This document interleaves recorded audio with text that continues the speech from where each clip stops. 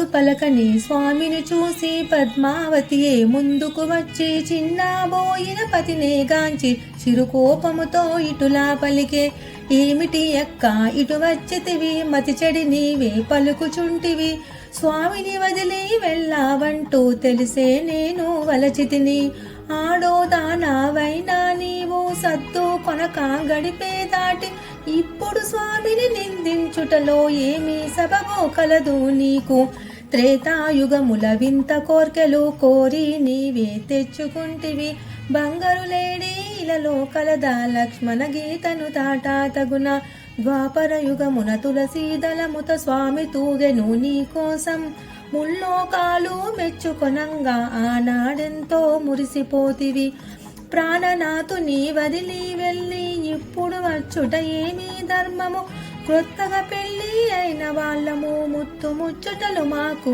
లేవా. లక్ష్మీదేవి పద్మావతితో కయ్యము.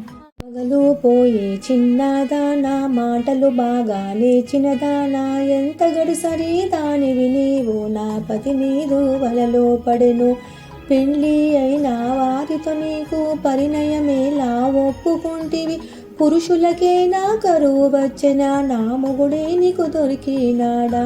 పద్మావతి లక్ష్మీదేవితో కయ్యము.